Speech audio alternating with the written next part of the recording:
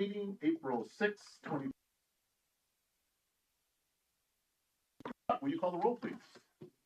Member Pierpont. Here. Member Orr. Here. Member Wyrick. Here. Member Matheny. Here. Member McCleister. Here. Member Pratt. Here. Member Stalker. Here. 7 present.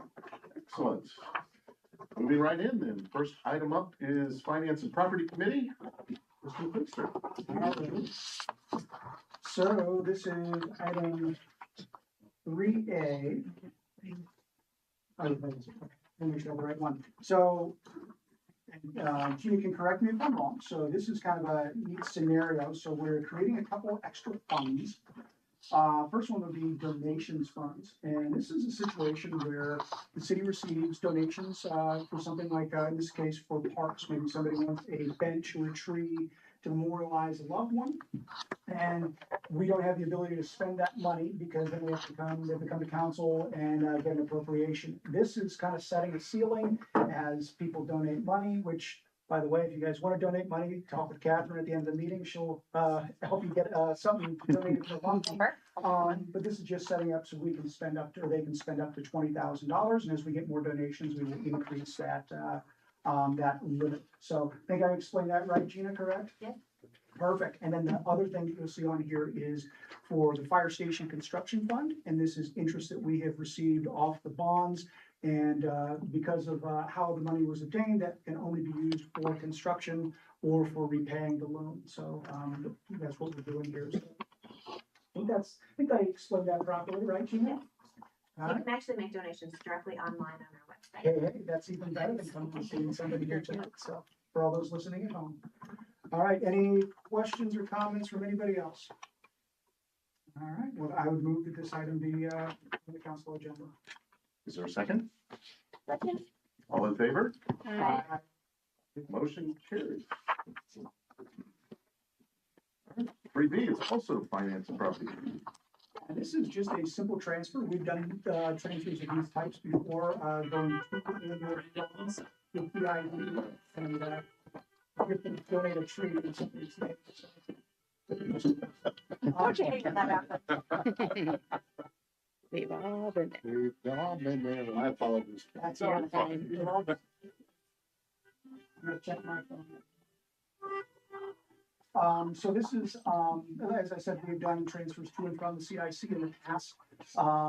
This is just simply bringing the property back to the CIC. It's over the property on Stratavon. And this is being brought back for the purpose of doing the remediation for the grant that we had gotten for the mine remediation. So I think this is a pretty straightforward item. Anybody looking for any additional clarification? Just put in our emergency so we can get it back into the city's hands so that the grant can move forward with testing.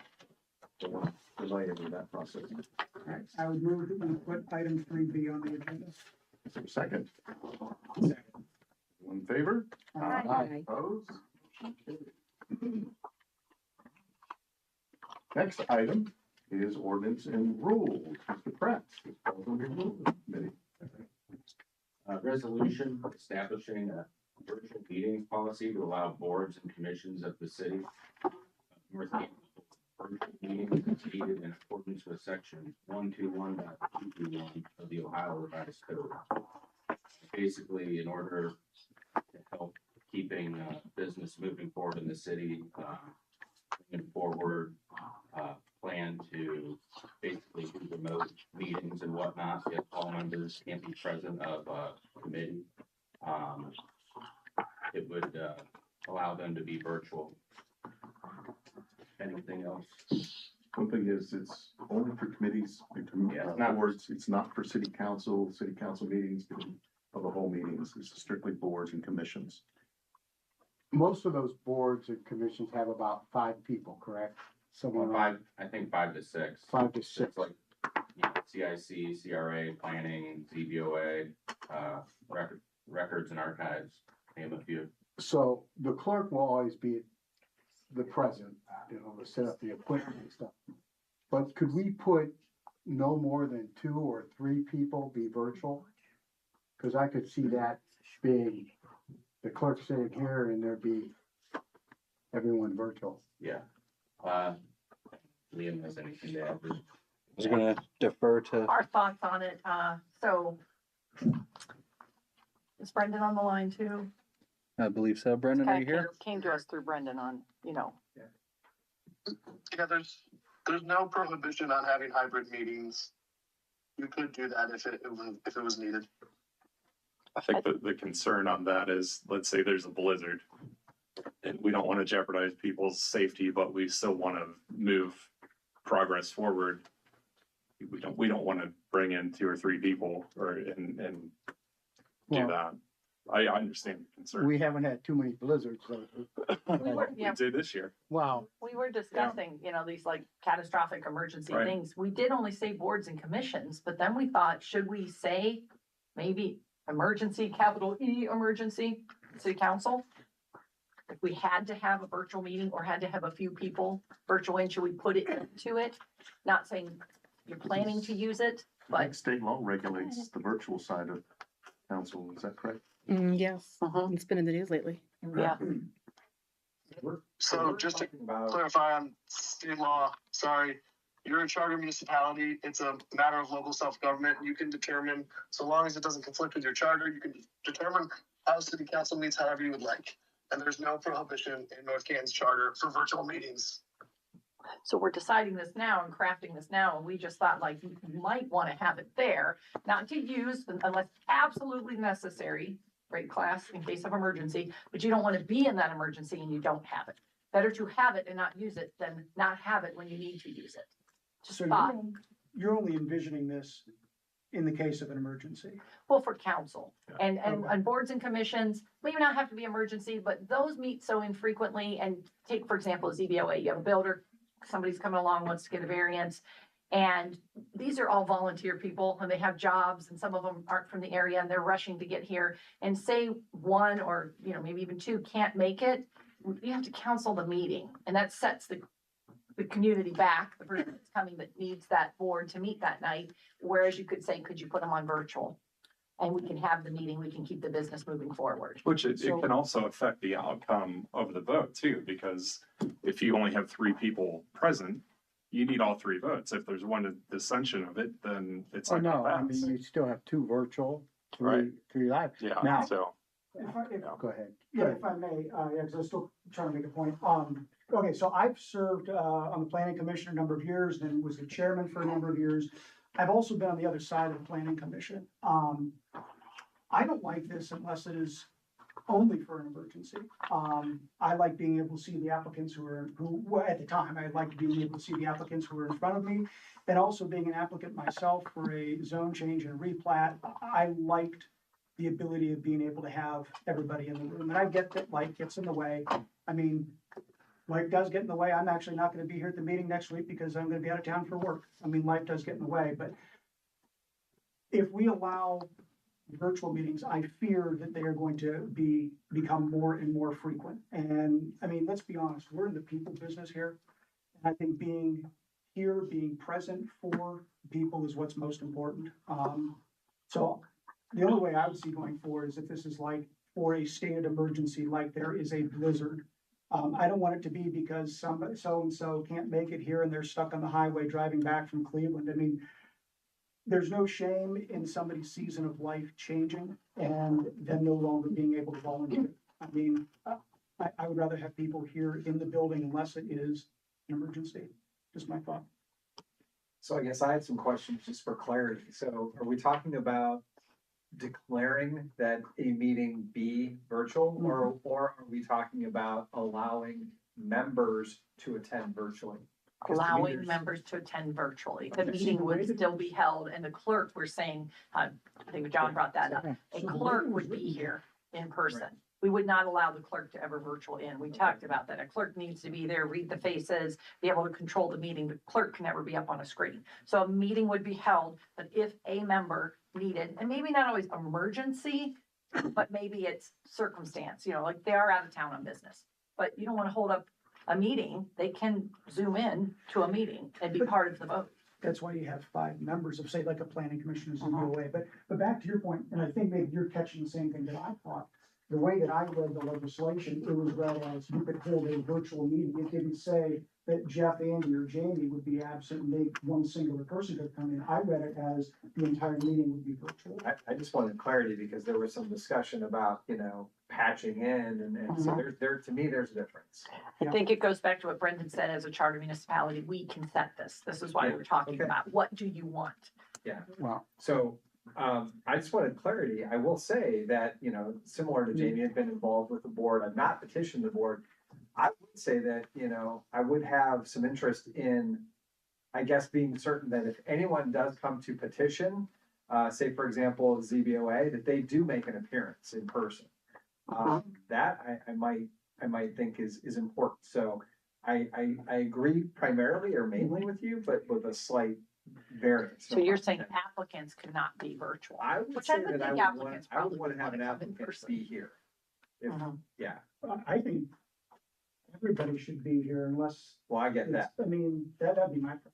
No. As a virtual, I also think they can have their attorney show up if they're required to appear. That's true. if they haven't come. Yeah. That has happened. I think what you're setting tonight is just saying, can we have this? And you can put your parameters on. And I hear what you're saying is you wouldn't want someone to use this and abuse this almost, Right. like you're saying. If you can't serve on a board because you can't be here, you're regularly out of town, maybe it's time you move on to someone who can be here. Yeah, So and maybe you there's no have shame. parameters. Yeah. And there's gonna have to be some management of it. I think there's other considerations here too. So it's 96 hours to call a virtual meeting. So it's not gonna be an emergency weather related. That's 3 days ahead or 4 days, whatever. Yeah. It's 48 hours notice, that type of thing. So is it Uh-huh. really an emergency? And you've been on virtual meetings when you had COVID, remember that? Mhm. How easy was it to be heard or to That's hear? And the delay creates a lot of communication issues. So if we're gonna go virtual or allow virtual, there's gonna need to be some kind of an upgrade in the system so that people can hear.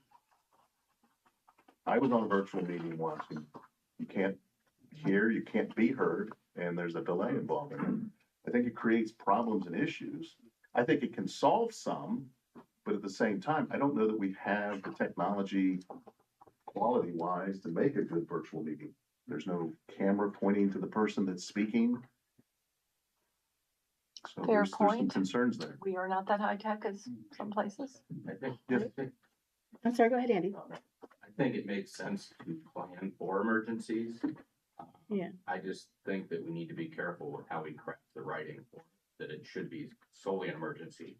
Building burns down, pandemic, something along those lines. I kind of think more, if someone's got too much going on that they can't make a meeting, but they can make it virtually, do they have the information to make decisions away?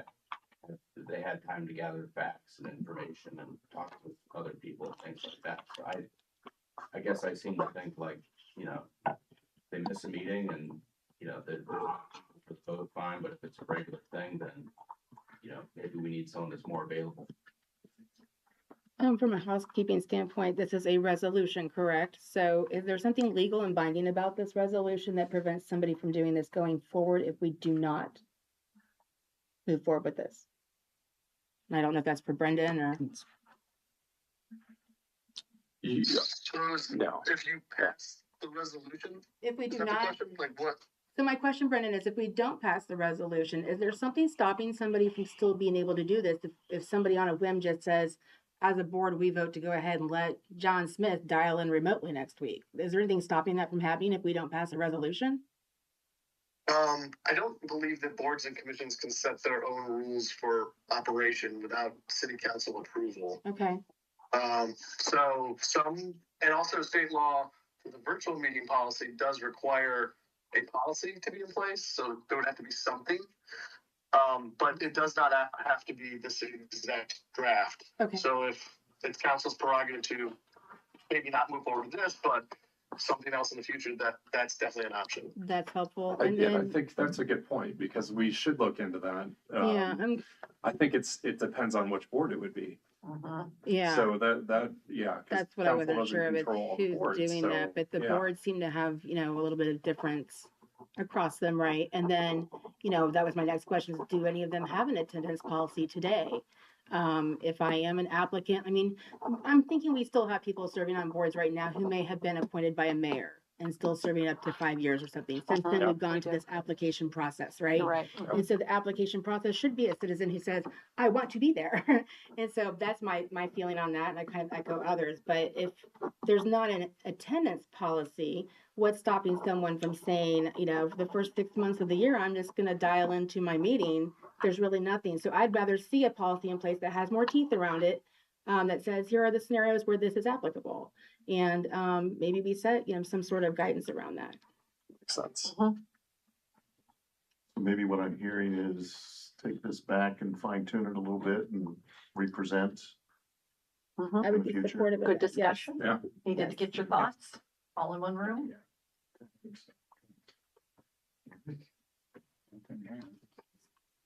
So you can just go ahead and vote this one down if you'd like, and they can workshop and reintroduce at a future committee, if that's what you would like to do.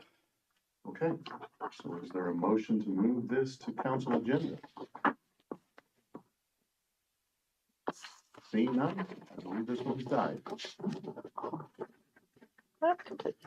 All right, Just resting. 4B. Establishing chapter 343, low speed and underspeed vehicles of the codified ordinances of the city of North Canton in order to establish regulations for the operation of low speed and underspeed vehicles on public streets in the city of North Canton. Basically, this is golf carts, and the ability to use them in the city. However, in certain areas where they could be used, I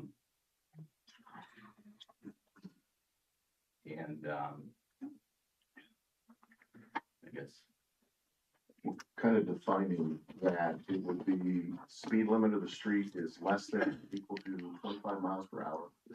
The street is located within a platted subdivision approved under chapter 1107 of the North Canton Codified Ordinances. And the street, does not have a direct connection to a through street that connects to a roadway outside of its platted subdivision. This is not going to be crossing any streets that are 35 miles per hour. Shall I kick us off? Please. Absolutely. Well, because I think it's my fault that we're here, so, I apologize to my colleagues who got this tonight. Boy, this would have been about last year, maybe. I think I was driving down Apple Grove and looked into the sanctuary and saw a golf cart, and curiosity piqued my attention. I was thinking, nostalgic, fun thoughts of flying up to Put-in-Bay and hopping on a golf cart, going and getting a hamburger, and then coming home and drove back into the sanctuary. And what do I see? I see kids operating, so most certainly unlicensed children driving an unlicensed motor vehicle that most certainly didn't have insurance on our public roadways. And that became an issue for me. And so I brought it to the attention of City Hall. I think initially they said that they had looked the other way because there was a golf course there, and hey, somebody's going golfing, that's fine. But again, the kids thing bothered me, and I promptly told the person I talked to at City Hall that my son was going to drive my car to middle school the following day, which they said that was not a good idea. But that's kind of why we're here today. So that is my fault. Frankly, council does not enforce our laws, but I just wanted to put it on record that I think whoever was allowing their kids to drive vehicles, unlicensed vehicles, on our streets should probably be brought up on child endangerment charges. So I just wanted to put that out there. So. This ordinance is addressing that. No one under the age of 16 that doesn't have a valid driver's license would not be authorized to drive that. So that is a concern, a safety concern. And I think the other thing the other issue that I have with this ordinance is I can get past golf carts, although I would defer to our safety services. I don't like this because it doesn't evenly apply to the entirety of the city. I think I count maybe 2 allotments where this would be applicable as written. And so if we don't move from that, it's an absolute non-starter for me. It would affect one neighborhood in Ward 1. that I can count.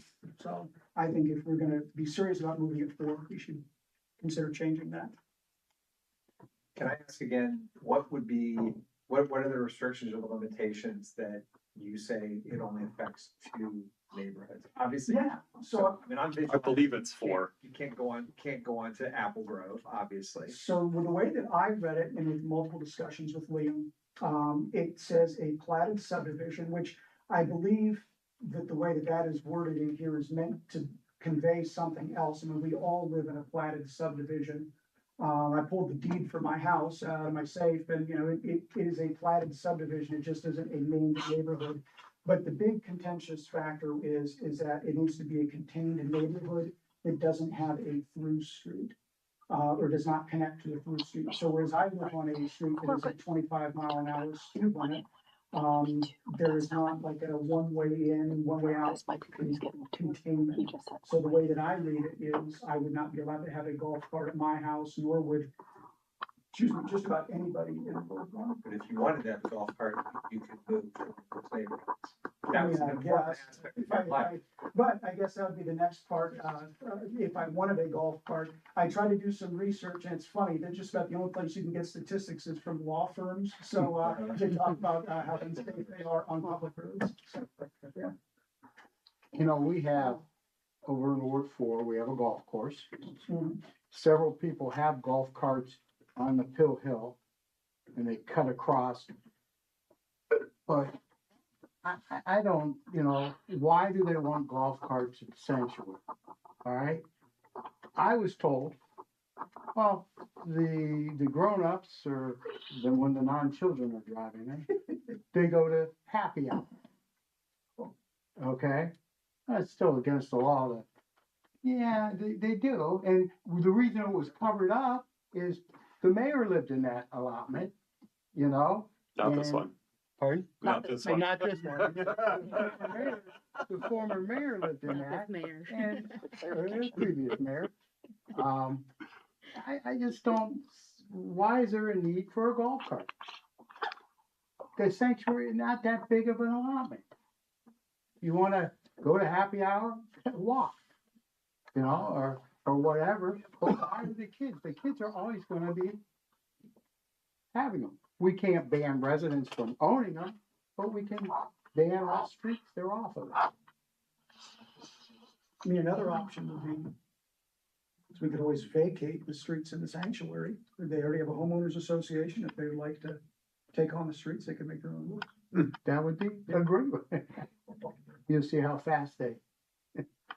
So part of the issue is just a life, liberty, and the pursuit of happiness, right? So the vehicle makes me happy driving to the pool. I'm on a 25-mile-an-hour road, enjoying life. I have my vehicle inspected, it's licensed, it's insured. There's no one underage, no one without a driver's license that's driving it. Why is that an issue? Because it can't be evenly applied to every single 25-mile-an-hour street in the city as it is currently written.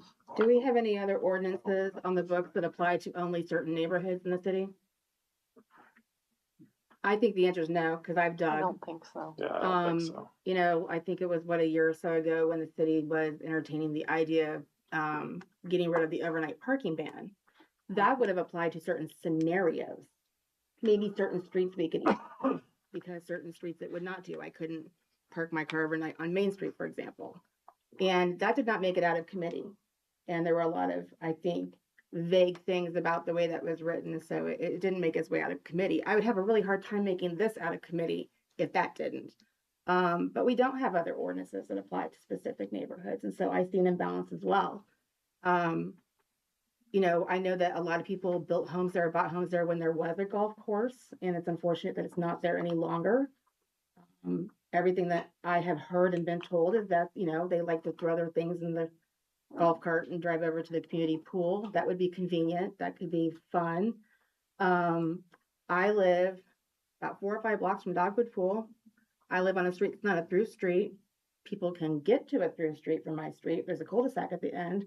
I would not be allowed to put a golf cart together and take my kids and things to the pool because I don't live in a not, I'm gonna not use the word platted, but the not connected neighborhood theme that we're going with here. So it's not applicable to all. And I don't think that this ordinance would be written with the idea that it would apply to all 4 of those neighborhoods. It's only coming to us because one neighborhood has a problem with it.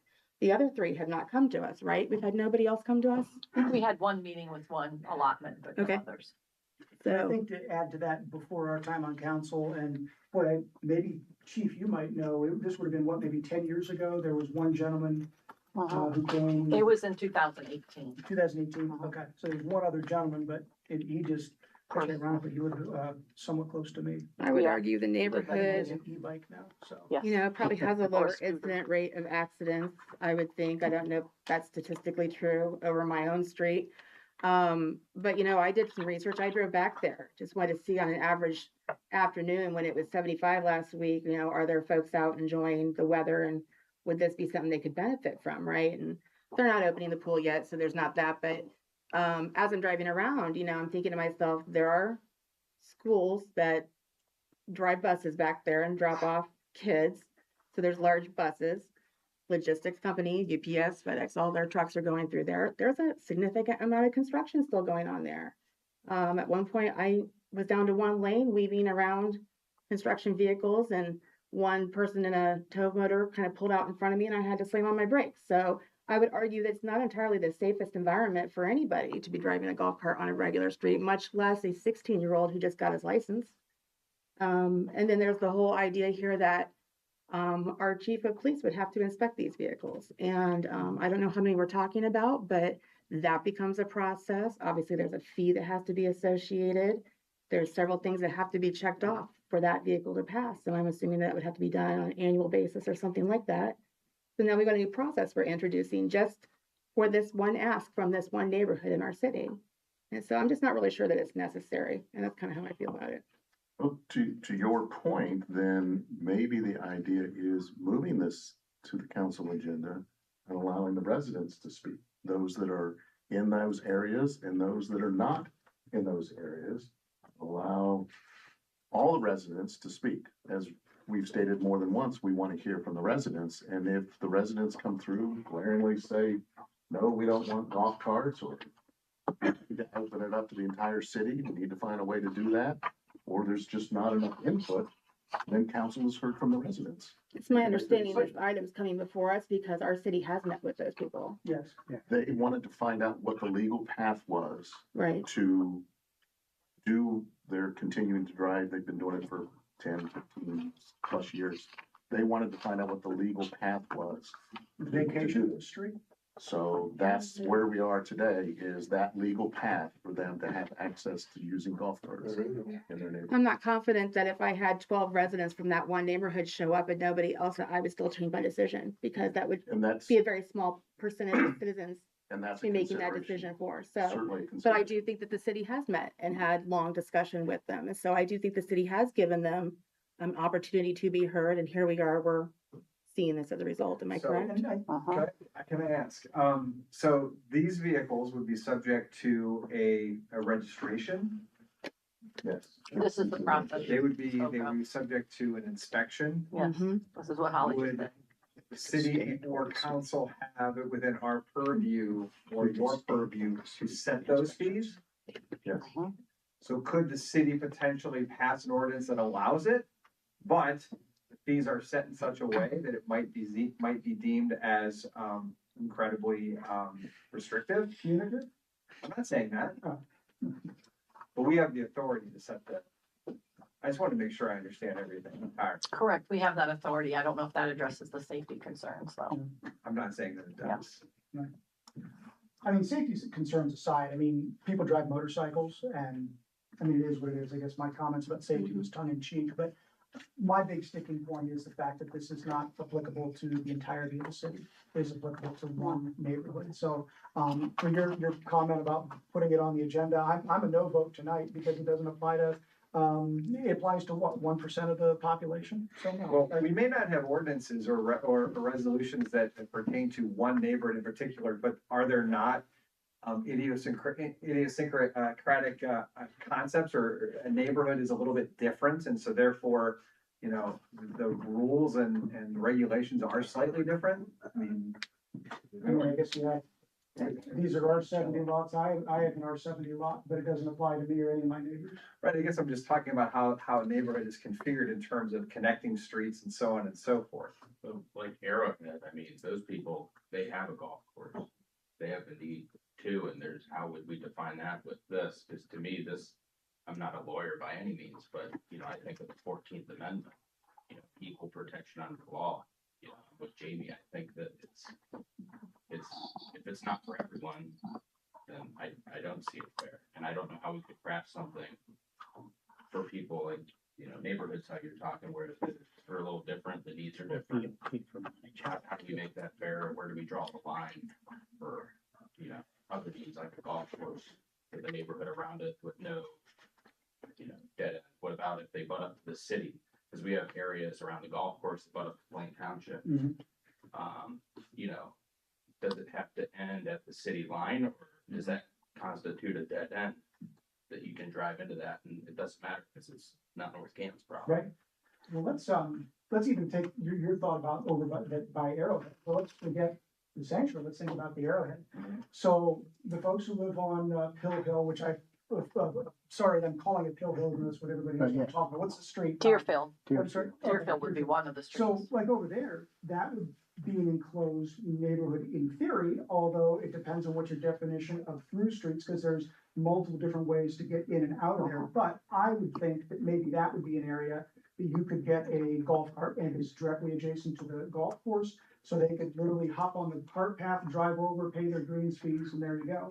But then if you go, let's go around to the front of the golf course, Rodwin, those folks over there, I see there's multiple ways in and out. There's through streets.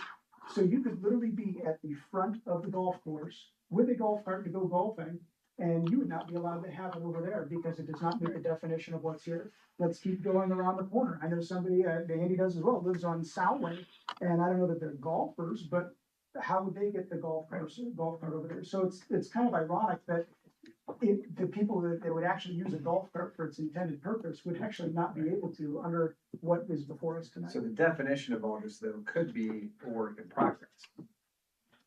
Correct?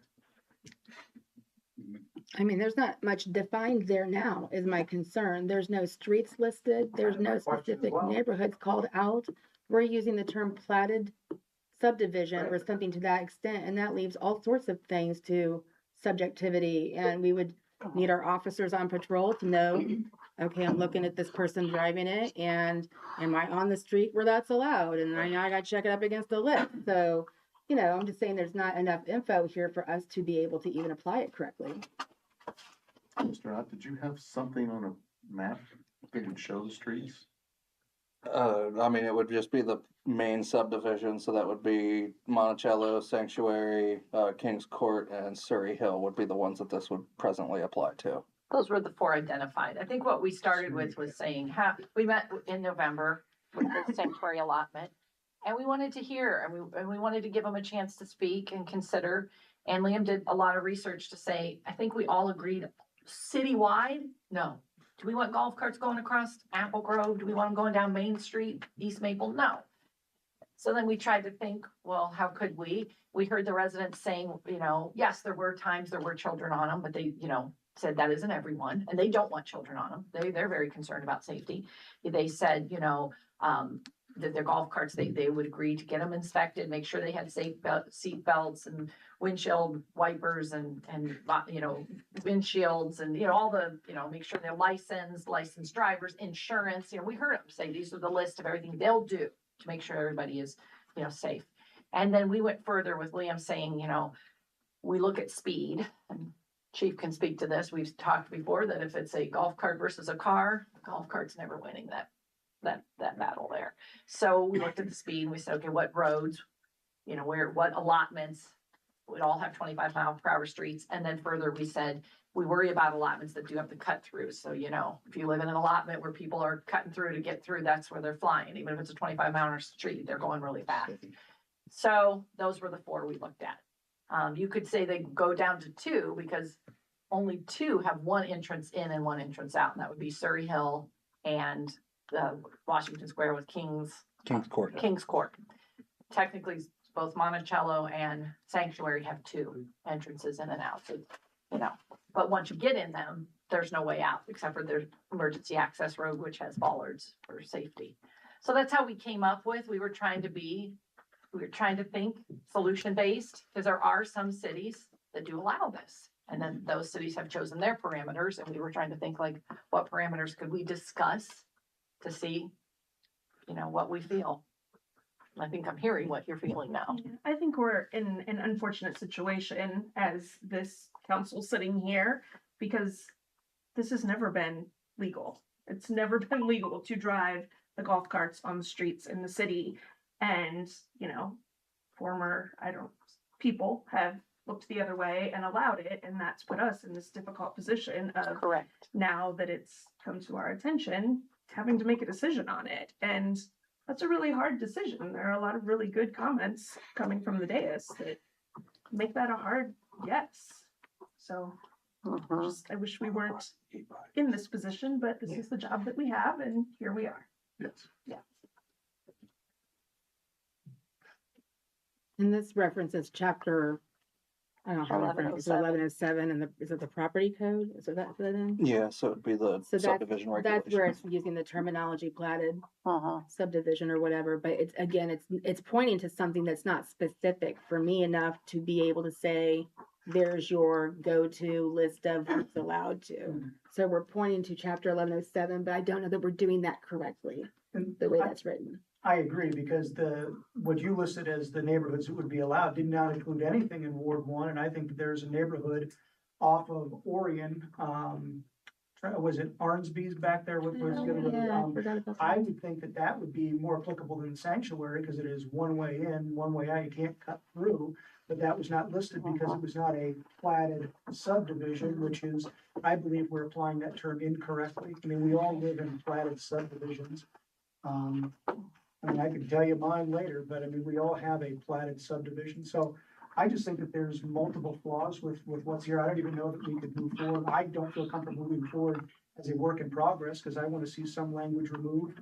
And again, I want it even applied to the entire city if we're gonna move forward with this. So, I agree. Well, I think we've heard from everybody. I think we can fix the platted issue. I think we can fix the through street definition with help from the attorneys.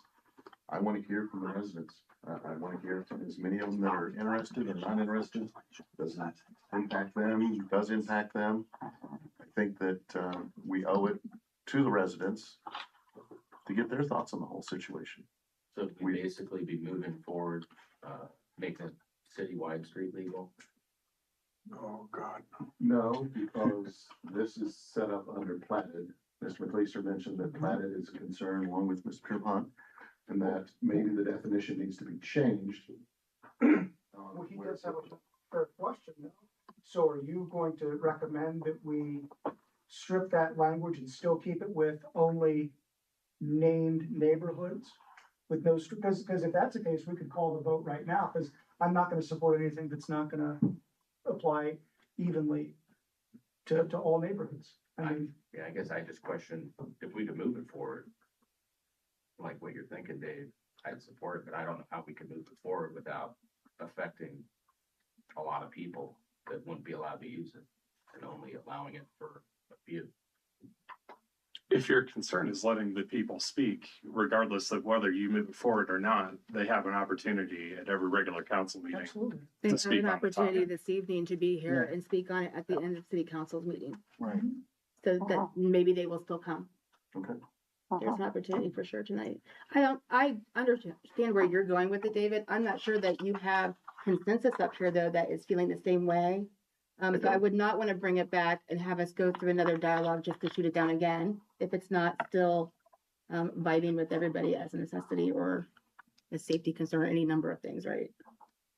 Yeah. Okay. There are cities near us that do have these laws. You can research. City of Talmadge does. You can see it. Google search will find it. All their rules are there, and that's what they've decided for their city. We have to decide what we want to decide for ours.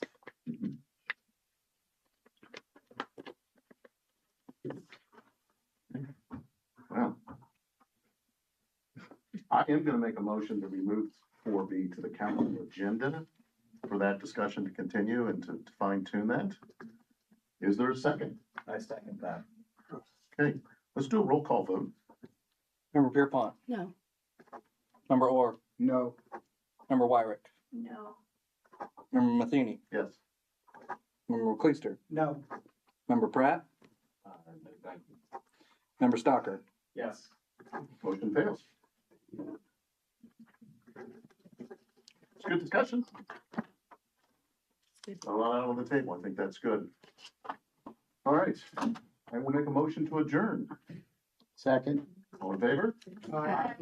Opposed? You walked out of Brandon. You wanna take a quick break before the I need to take a quick break.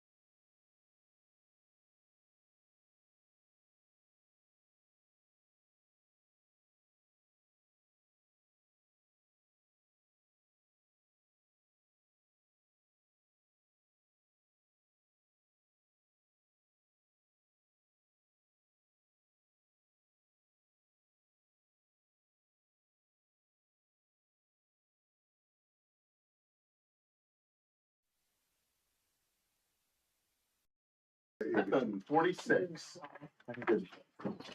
Alright. Reverend Coe, Pastor Coe, will you lead us in prayer? Please remain standing for pledge of allegiance.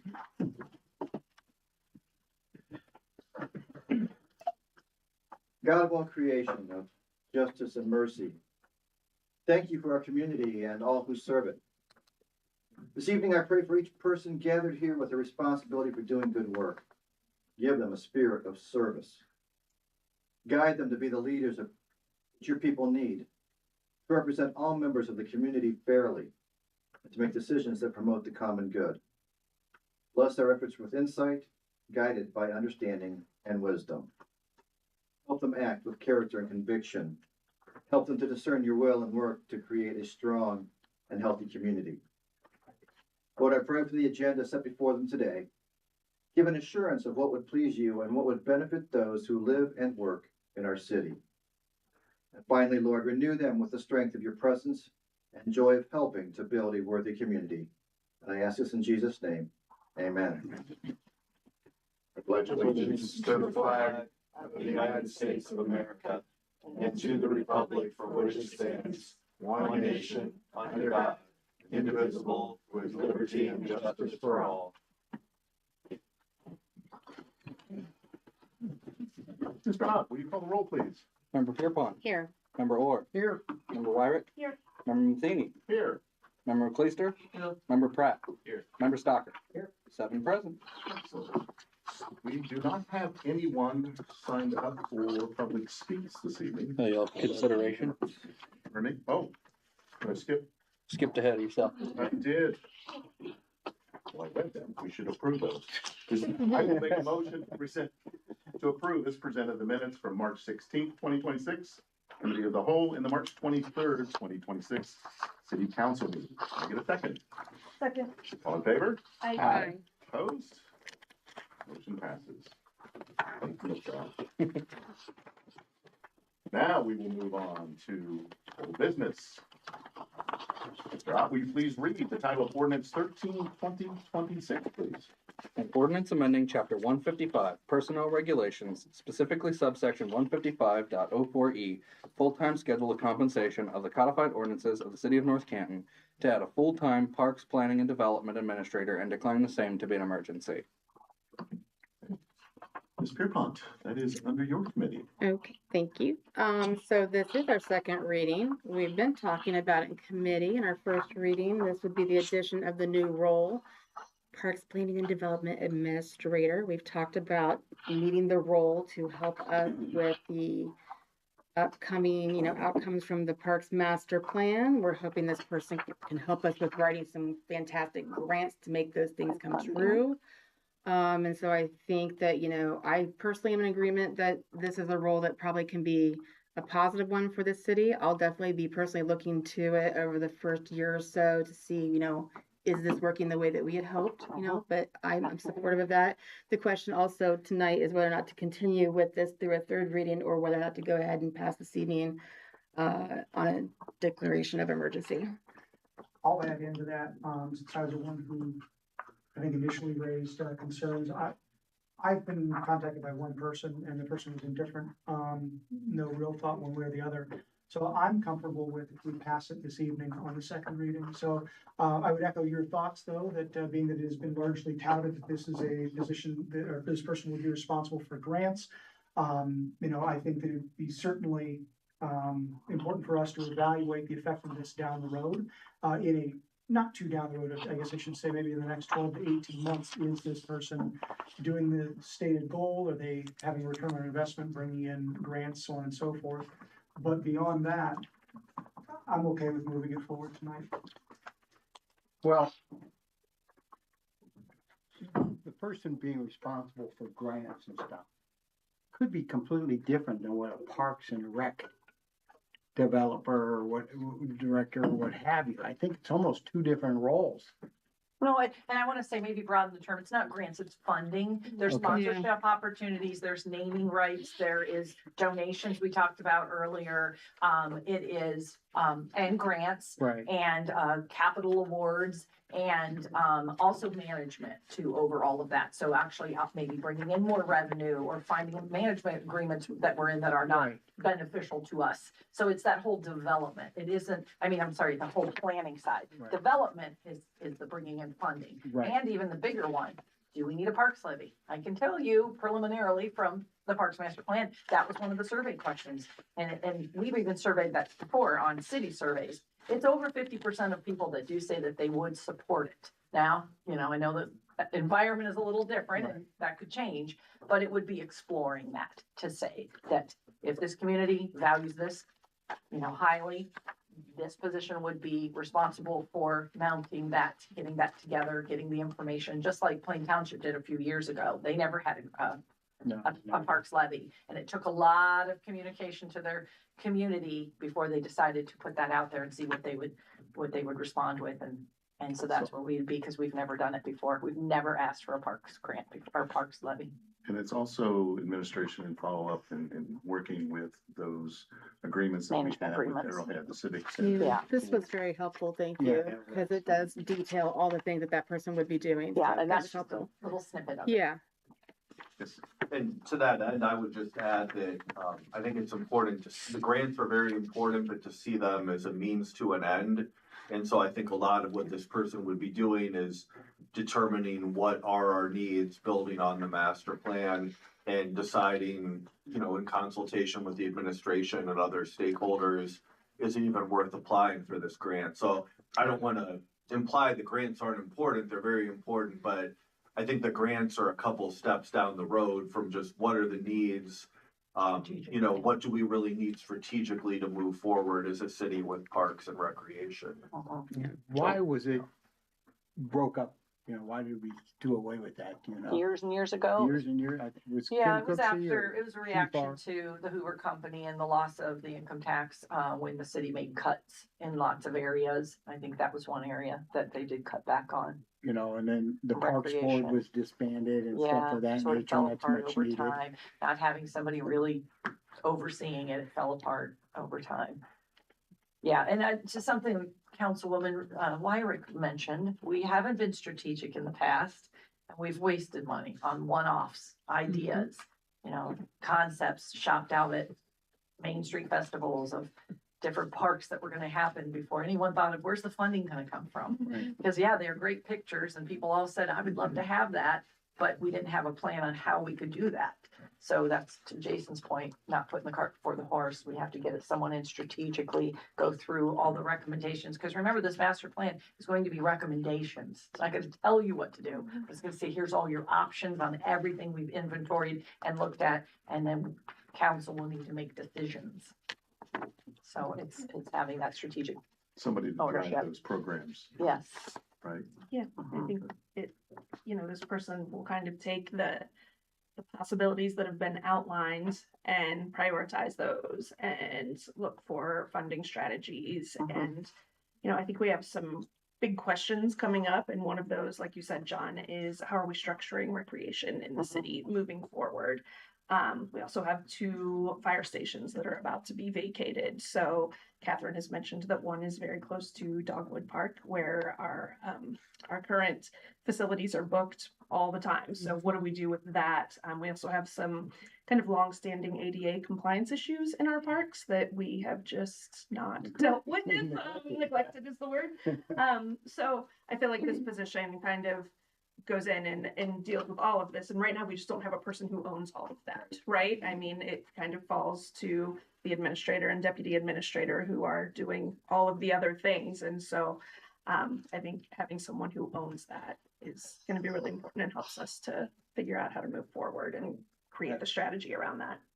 I think it's important that the city have a growth mindset, and it's been brought to my attention pretty recently that a city of a very similar size to ours in terms of population, Aurora, they not only have a director, but they also are searching for, and I believe maybe have found, an assistant director. Right. So we are all valuing the same things here, but I think it's important that we value the growth mindset and embrace this new role. Someone that's forward thinking. When we last met on the 23rd, we added in this meeting that we're having now, it was not originally there, right, to get the second reading in a little bit quicker. Are there any concerns about waiting until next Monday to pass on full 3 readings? Is there any major delay that creates? Just in posting a position and, scheduling the interviews and giving someone time to give notice. It just delays it by Okay. a week. And we are down an employee right now. Right. That's, Yeah. I think that would be the concern that I would have with continuing to wait another week. Any other comments? That person, that new position, would they oversee the golf course and both pools? They oversee the management contract. The people that are in the management contract have a little more oversight, yes, and the other. Who's currently handling that? Who's overseeing the management agreement? Kind of split. I mean, we meet with them quarterly, finance and administration meets on that side. We bring operations in, more, not daily, but weekly. Our ops teams are up there, that would be Steve Shank, his team, that's kind of around, but, not, he doesn't really look into the management agreement side, and we're kind of just looking at the numbers. That's how we're splitting it.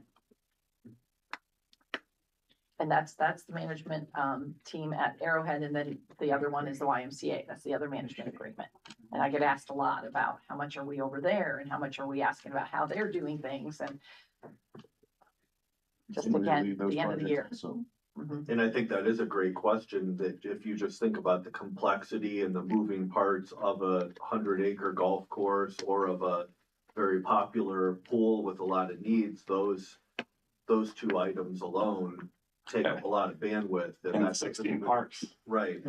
And 16 It's a lot. Now, and 10 pickleball courts. we're not gonna get the agenda till the end of April, You mean the plan? the master plan at the end of April.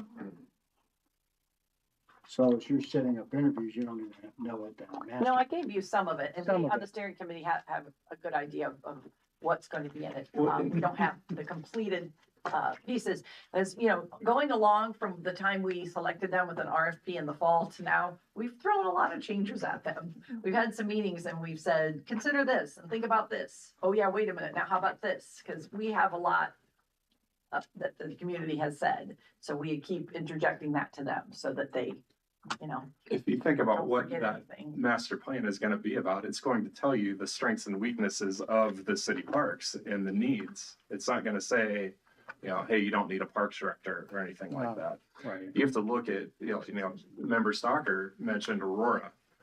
Aurora might be a similar size, but we do have 16 parks, 2 swimming pools and a golf course. We should probably get somebody to focus on all that stuff. And I think it's important too, when you think of the master plan, it's not so much that there are surprises, at least on this one level. We know we need to think about the future of the pool. We know we need to think about the future of the golf course and all the parks. It's more, we wanted to hire professional consultants to give us options and cost things out and tell us, well, you could do A, but it would have this, you could do B. So I think what the master plan says is very important, but it's kind of independent in a way of, is there a need for somebody to wake up every morning and think about this golf course and this pool and all these other facilities? And not to beat a dead horse, but we feel like that there is that need. I have felt historically as a citizen that there's been a lot of master plans put forth, right, with some really great ideas and suggestions that we've not been capable of carrying out. So it's with my hope that this will help us achieve that, at least some part of it. I agree. Agree. Other comments? Is there a motion to adopt the second reading of ordinance 13/2026? So moved. Second. All in favor? Aye. Opposed? Seeing that everybody's in favor, I will make a motion to suspend the rules of council requiring 3 readings. Is there a second? Second. All in favor? Opposed? No. Get a roll call? You do a roll call. I believe it was Orr and Pierpont, but we could do a roll call if you'd like. So we had 5 in favor and 2 opposed at the Is fourth that what- vote. Okay, I couldn't hear all the voices. Okay, so the motion still carries. Is there a motion to adopt ordinance 13/2026 under suspension of the rules? I mean, Help me out here. What did I miss? you would need an affirmative vote of 6 to continue to carry it to passage. Oh, so if it doesn't pass, then we don't have the position. Yep, so your second reading pass will move to third reading next week, All right. which Well, is, I say we move. I disagree. I think when you vote on this part, it's saying you're allowing it to vote to emergency vote, and then there would be another vote on that. And that the emergency vote would need these 6, is that what you're Yes. saying? Brendan, Correct. for procedural? So the emergency vote is the one that needs the 6. Yeah. To pass it as an So emergency. just under suspension of the rules then? If it's, suspending the rules just requires a normal majority. Okay, So like, okay, it's whether or not it takes effect immediately is the emergency part, and that needs 6 votes. okay. So then, yeah, it will move, so adopt under suspension of the rules is the next motion. So the ordinance already has the emergency clause in it. Yeah, so your motion is there a motion to adopt under suspension of the rules? We need 6 for that one. The simple majority gets us to this point, which you have in the 5-2. Why did he have to read it? Okay, so at this point, then, we're just gonna move it to next week's for the third reading. We don't have 6 votes to pass. So do they need 6 votes, Brendan, to suspend the rules requiring 3? Or to adopt under suspension of the rules? They're 2 separate motions. Then the next one needs 6 votes. So they need 6 votes to pass it as an emergency. I don't think you need 6 votes to pass it in suspension of the rules. No, you just need the majority. To suspend the rules You of just need 6. majority, yeah, right, which means you could have it pass with less readings, but it would not take effect for 30 days. Which is worse. Yeah, so now the motion to adopt under suspension of the rules is the And it will motion. take effect 30 days from now. 30 days from when the mayor signed it. So it would be 30 days from today or 30 days from next Monday, is that what I'm hearing? It would be 30 days from when it's executed by the mayor. Got it, thank you. Even though the original ordinance is written as an emergency. The charter still requires 6 votes to pass something as an emergency. But didn't we pass that on the second reading First reading. and the second reading? And then That I don't know. And then we passed it under requiring 3 readings. So would it be best to just let it go as an emergency ordinance on a third read next week? That's what I wanna do. So it would take effect on the 13th. But we Instead of need waiting 6 30 votes. days. But we need 6 votes. So you need 6 votes on the 13th of April to take effective immediately on the third reading. There you go. Got it. Okay. Then, that is it. So how do we walk that back? No, because the second reading already passed. Yeah. The second reading already passed, so it can move on to third reading as is. But we passed the suspended 3 readings. Right. We already passed that. With simple majority, so you can put it to, Brendan, it would be correct to put it, that they could put forward a motion to adopt under suspension of the rules and vote it down and let it go to third reading, correct? Yeah, that could work, or if that motion already happened, I suppose you could make a motion amending that to actually send it to the third reading. That's what I would suggest. Let's just make a motion to give it a third reading. All right. No. All right, so I will make a motion that we have the third reading of ordinance 13/2026 at our next council meeting on the 13th. Is there a second? Second. All in favor? Aye. Opposed? Motion carries.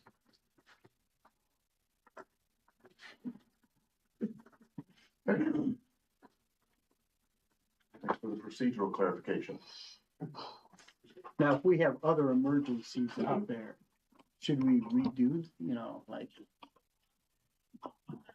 I really don't think this was properly you know, we had the emergency in the original clause, but how we went to vote on it, you know. Okay, so, okay, so that moves us on now to recognition of the public, and Mr. Ott, you said nobody had signed up for the No second half signups for either? the second half? Alright. Okay. We'll move into the second half. Apologies, sorry, everyone. I do want to clarify something for future. I was trying to look this up on the fly. The suspension also requires 6 members. So it would have Just died. so there's no clarification, just, yeah. Yeah, it's simply Emergency moved to definitely third reading. requires. Yeah, so it's simply moved to third reading. I know, but I just wanted to clarify that because I said that it was 5. And the Sorry, I emergency said that it was clause a as simple written in the majority. legislation still stands, correct? That it will take immediate effect on the 13th?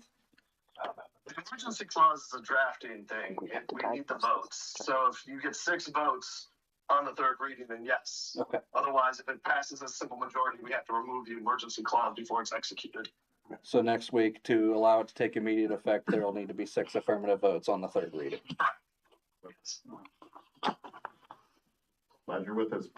Yeah, Yeah. we all learned. Thank you. All right. Mayor, will you start off the report? Sure, I will.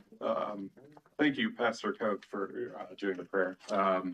Always appreciate the ministerial association because you are much better at it than we are. So, I want to talk about the gala. So, it is May 1st. Tickets are selling pretty quickly. We're looking for more sponsors, gift baskets, and attendance. So, a table. Let me make sure I get these numbers right. A VIP table of 8 is $500. An individual VIP ticket is $75. And an individual ticket is $40. So this is going to be the party of the year, I'm telling you. So don't miss it.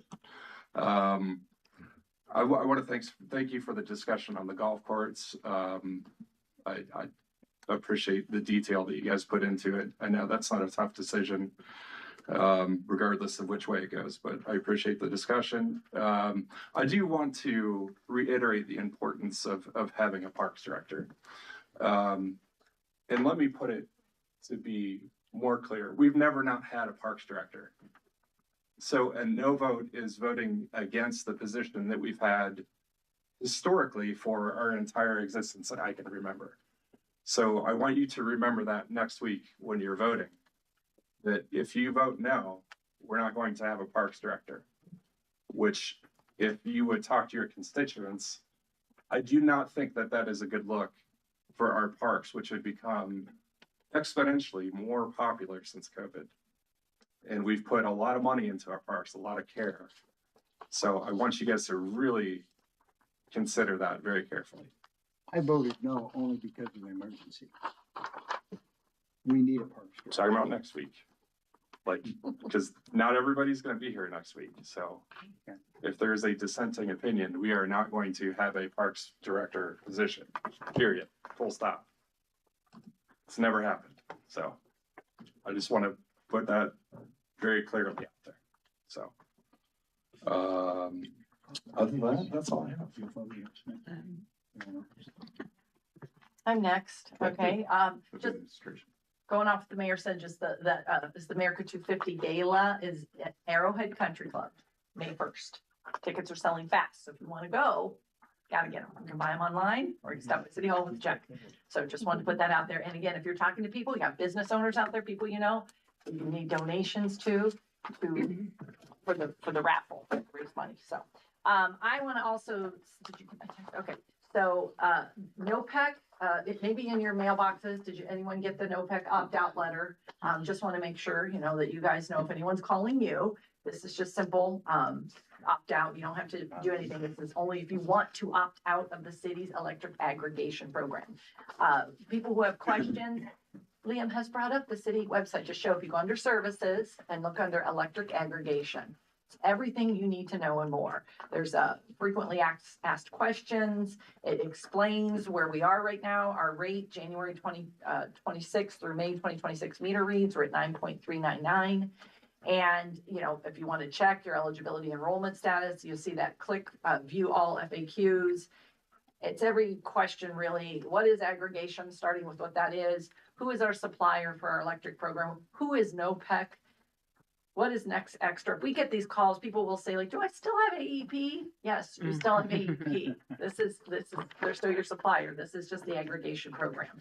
And you always have the right to go to the PUCO Apples for Apples and do comparisons. And, I just want to point that out. So if anyone's calling you, the best place to direct them first is the website, probably get their question answered there. And if it's not on the website, then call us. We can answer. Catherine, can I ask a quick question on that? Because I'll ask it as a citizen. If I am one of these person that shops my rates around, last month I picked a different rate, do I now need to opt out? Yes, if you went with Yes, somebody else. if I just went through yes. that exercise 30 days ago, I need to take those steps, correct? If I want to keep what I just did. Yes. Okay, yes, thank you very will need much. to. I haven't had that asked. Okay, thank you. And, next thing I just had was, I thought you were gonna announce, but I'll announce just, that we're moving along in a community project funding grant. We've been working to try to get some money for 7th Street, streetscaping. As you know, the middle school going in front of the high school, there's gonna be increased traffic and, you know, we do wanna make that street look nice. It's a thoroughfare, so Representative Sykes is supposed to be putting out a press release. We've just been accepted as far as, you know, at this round for a congressional earmark.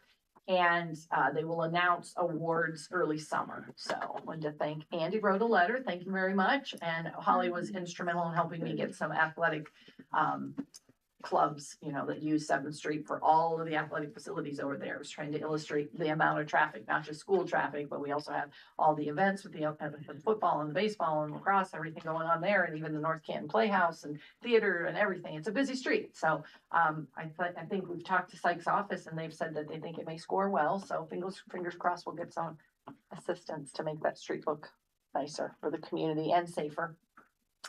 That's all I have. Just briefly, I really appreciated all the great discussion tonight, and I think sometimes when we get so close to this, I appreciate the deliberative discussions we have back at City Hall, that all of you have here, and that we hear from the public every Monday and throughout the week, because these are tough issues, and it's really great to be part of a team where people think deliberatively and thoughtfully about things. So I'm happy to be here with all of you. That's all I had. All right, thank you.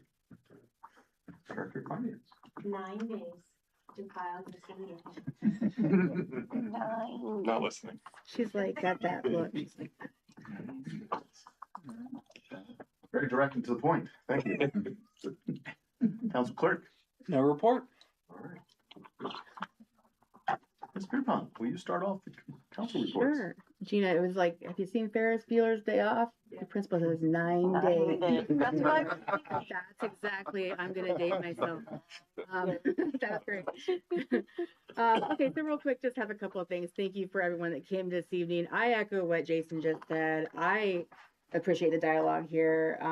I may not agree with you, you may not agree with me, but we had great dialogue tonight and that was great to see, and hopefully the people saw that as well. And I really do want people to come and speak to us. I hope that that will, maybe the warmer weather will bring them out, I don't know. So thank you to that. Real quick, it's my understanding, I don't want to steal your thunder, but pool passes went on sale today. I'll let you cover all of that. But I do want to make sure that we cover that there has been activity happening and discussions happening that will give our citizens that live in the city limits a little bit more access than they had before, and that's an awesome thing. I've been vocal about that for a long time. So maybe we can cover the details of that. And then I don't know if I've seen some people asking questions on social media, like, will they be providing, you know, pool chairs that are not broken? I'm going to guess the answer is probably not a lot of money sitting around to replace those things. So bring your own chair is probably the policy still. And the only thing I was going to add to the pool discussion was, can the city look at the bee problem this season? It was an issue last year. The bees are just there's a lot of clover in the grass. It's more clover than grass, right? So a lot of bees, a lot of kids getting stung. When I'm there, I'm seeing it. I've almost been stung. It could become a health concern at some point. So if we have an opportunity for parks to take a look at that, maybe add that into the conversation.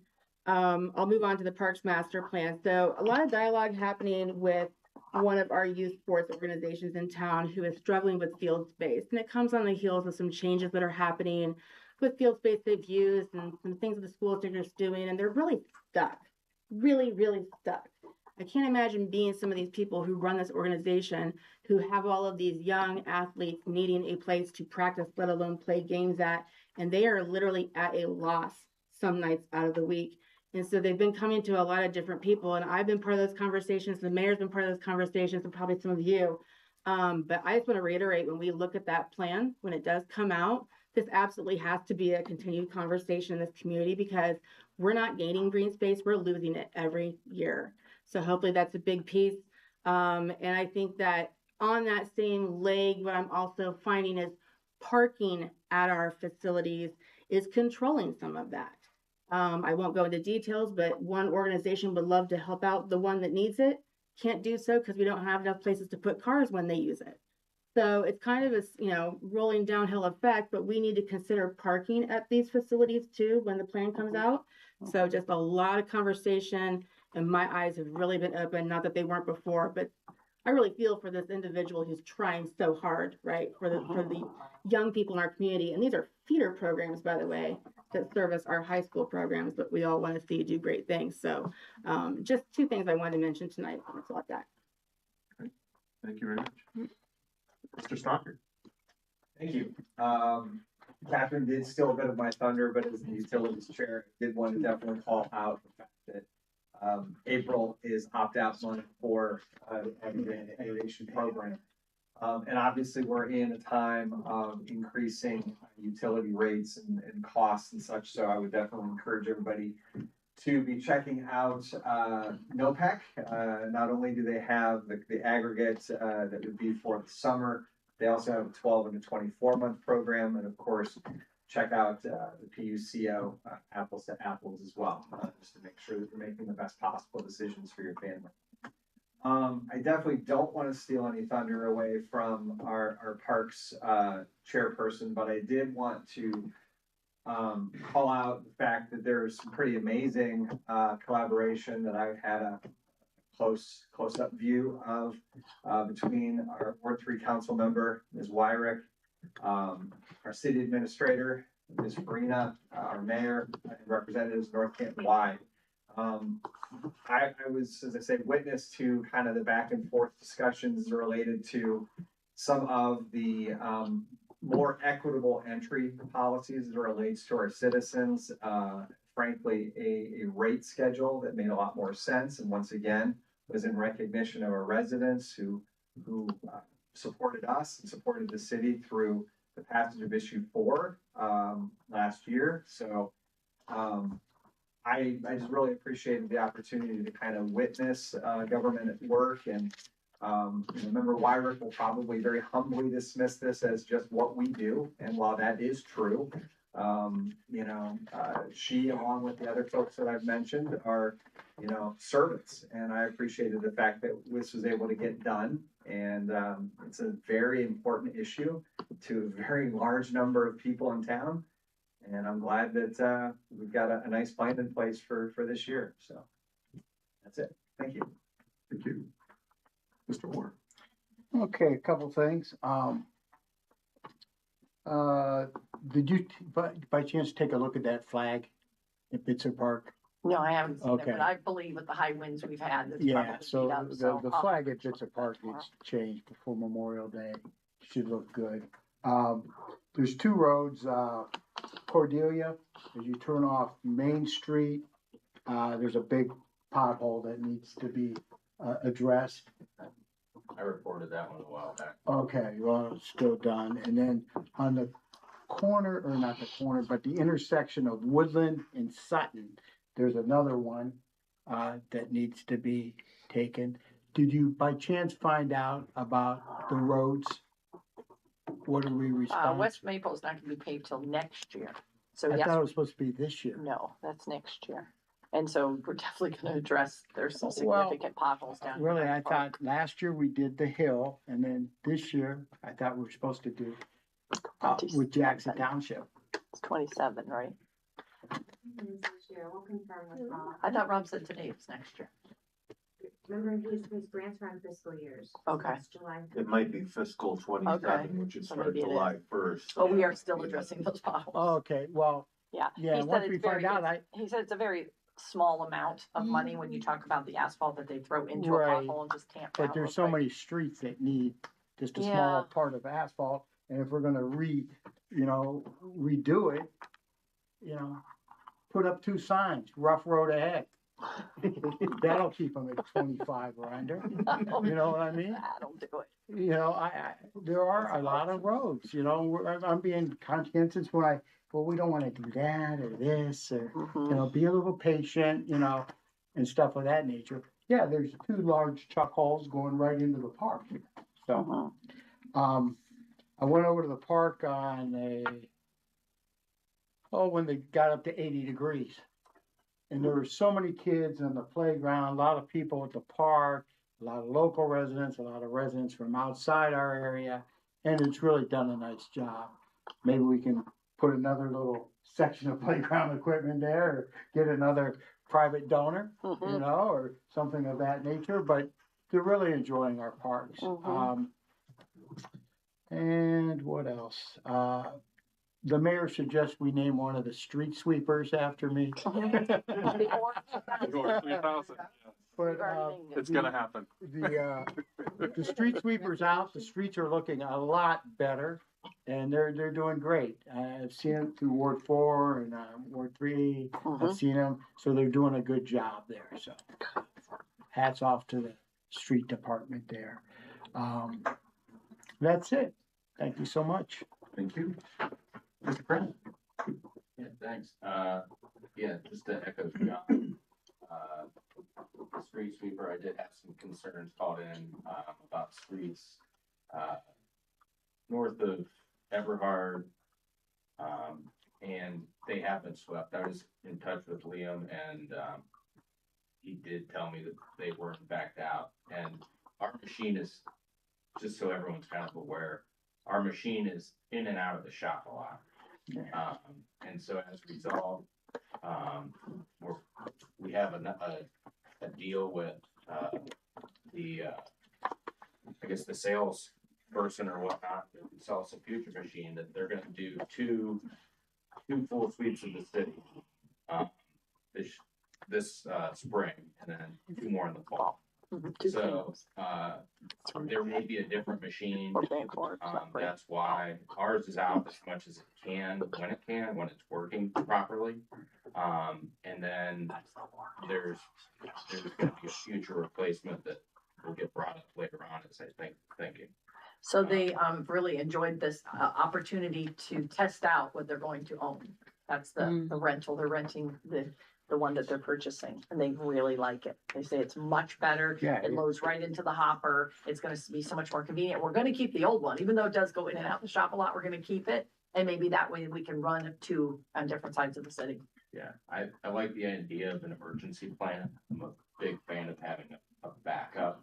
I think that's good thinking. I did get stuck behind the new one, and I was thrilled to have the opportunity to be stuck, and it was doing it was amazing. It looked like it was a new road.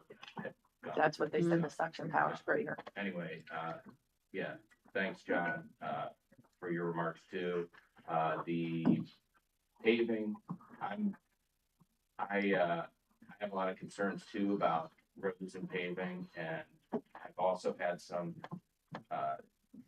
other citizens share their concerns about Marquardt. And I've talked to Rob, and he, obviously, just based on what he's told me, it sounds like next year Marquardt may get done with grant funding.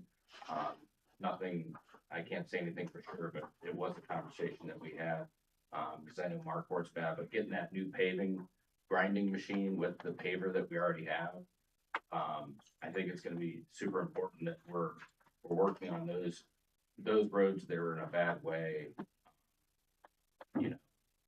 Waiting another year when those roads are as bad as they are, that's why we're getting this machine. So we haven't seen the work of what it can do and what those guys can do with it. So I look forward to that. Thanks for everyone that's reported their concern. I'm glad to follow up on those. And Holly, the field space, I also believe we need to do everything we can for the kids in the city. getting creative with what we can come up for them in parking. That's all I have. Thank you. Ms. Wyrie. All right, Jeff, thank you for saying nice things. I guess, I want to touch on the parks position just for one moment and just kind of piggyback on what the mayor said. This position is filling a gap that we have currently. So I'm hopeful that we'll be able to take the steps we need to move that forward next week. And then related to the pool, since everyone brought that up, it's been an interesting few weeks of trying to kind of nail down how we move forward. And I guess I want to thank Catherine for even allowing me to have a voice in that, because it's not something that's within council's purview. We don't set the rates, we don't set the policies on the pool, and maybe I just, spoke loudly enough that she had to listen a little bit, but no, Catherine was great. And so I've for years been trying to get some of these things changed and got nowhere. So I really appreciate that we were able to do that this year. So just kind of in summary, the pool is obviously a municipal pool. It's owned by the city. It is funded in part by city tax dollars. Our residents voted to increase their income tax last year. And so I think, even more than in previous years, we owed it to them to make sure that they can access the pool on the best days, the weekends and the holidays. And in order to do that, the reason that they weren't previously was because of capacity issues. So the YMCA, obviously, they're the swimming people. They understand safety. They know what's safe and what's not, and what capacity is safe and what's not. There's not an actual capacity number since it's an outdoor space, but we have to lean on them to tell us what they feel is going to be safe. So what we did this year was to double the rates for non-residents, which includes our school district. So that's not an easy decision to make at all. But I think, the best way to explain that, and that's only for membership, day passes, same rate, doesn't matter if you're a resident or not. But the best way to explain that, I think, is that, the residents are paying that extra every month, all year long, every paycheck all year long. And so, the residents are making up that same cost really, and have to have access to the pool. So I'm glad that we were able to get that done. I know that we're going to have some unhappy people. I wish that all of our school district was within the municipality, but it's not. And so that's kind of where we are. And I am hopeful that residents are very happy to have access. I saw the rates. What's a buddy pass? I didn't know what that was. It's constant. It's like $6 or $8, something. If you have a family pass, or maybe even, I think it's only with a family pass, you can have one, it's for one specific person. So like if you have like a nanny or something, who you want to get them. They don't sell many buddy passes. No, but it's there just in case it's someone like that. Yeah. All right, thank you. Mr. McLeister. Yeah, a couple things I wanted to share this evening. First and foremost, I want to thank the North Canton Fire Department. Our family, without getting into specifics, found ourselves in need at a softball game a few weeks back, and the firefighters came over very quickly and attended to the needs that we had. So thank you goes out to them. Also want to thank Catherine, because they identified the fact that we need to find somebody with a key to get into the back gate in order to get the firefighters in. Thankfully, we were able to find a key, but I identified that, man, it'd be better if we had a fire department key or lock on that gate. So with Catherine's help, who quickly reached out to the school, I think it was within 24 hours, we had a fire department lock alongside the school lock. So there will be no need to search for somebody with a key or cutting locks to get folks in. So thank you very much for getting that taken care of. So, wanted to also throw out, and I think somebody brought this up. I don't remember which one you brought this up last or a couple weeks ago. weather's getting nice. Actually, Andy sent me a photo. Apparently our two kids were riding down Main Street today on their bikes. Not in Main Street, I guess we should probably say. But I guess the point being is, the weather's really nice. I mean, I guess you wouldn't know it from the weather today or the temperatures tomorrow, but kids are out there. Just be careful when you're out there driving. There are kids riding bikes, young and old. We are out there on bikes, so look both ways when you're going into intersections, and hopefully a message to the bikers would be for them to follow traffic laws as well. So that's all I have. Thank you. So before we adjourn, I want to thank my fellow council members, our city staff, residents that took the time to follow, participate in tonight's meeting or follow online. I appreciate the thoughtful discussion, the care that was taken in considering the needs of our community. The work we do here, especially our commitment to responsible decision-making and sound fiscal stewardship, reflects a shared dedication to keeping our city strong and moving forward. Thank you all for your time, for your service, and your continued engagement. I think we had a great meeting tonight. Final call for new business? Seeing none, we'll move to the meeting calendar. April 13th will be a city council meeting. April 20th will be the committee of a whole. April 27th, also a council meeting. And May 4th, committee of the whole. Just as a reminder, my work obligation will take me to sunny Florida. Not that I will notice the sun, because I'll be in a hotel meeting room. But I will not be on Monday. Do a virtual meeting from the beach. There you go. All right. I understand completely. With that, I will make a motion to adjourn.